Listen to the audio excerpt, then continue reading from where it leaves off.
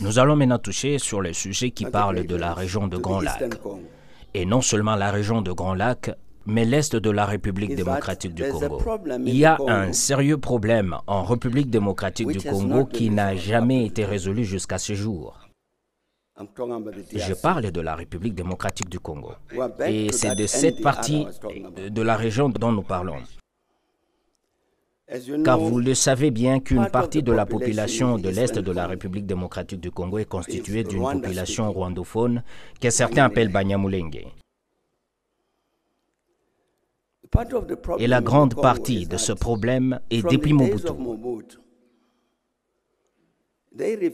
Ils ont refusé de reconnaître la nationalité de Banyamulenge, qu'ils étaient congolais, parce qu'ils parlaient rwandais.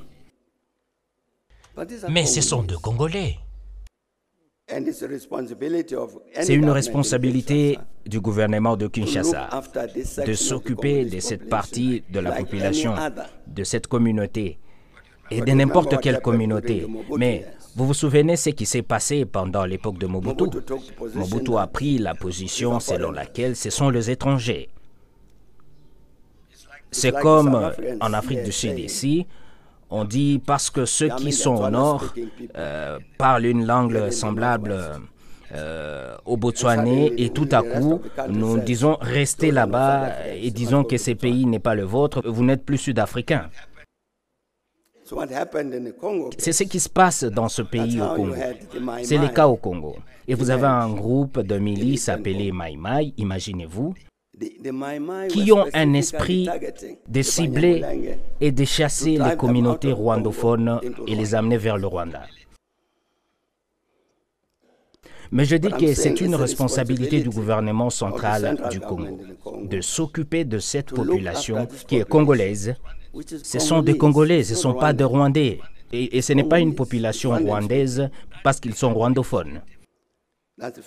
C'est le premier problème. Le deuxième problème, l'empreinte administrative de Kinshasa, du gouvernement de Kinshasa, est trop faible. Une faible empreinte du gouvernement de Kinshasa, il n'atteint pas l'est du pays. Donc, vous trouvez une partie qui ressemble à cette partie du pays qui a eu une très légère expérience de gouvernance, gouvernée par le gouvernement de Kinshasa. Vous avez un faible gouvernement,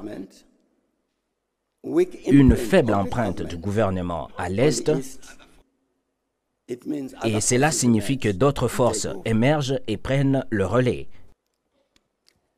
C'est le cas dont je vais parler d'un M23.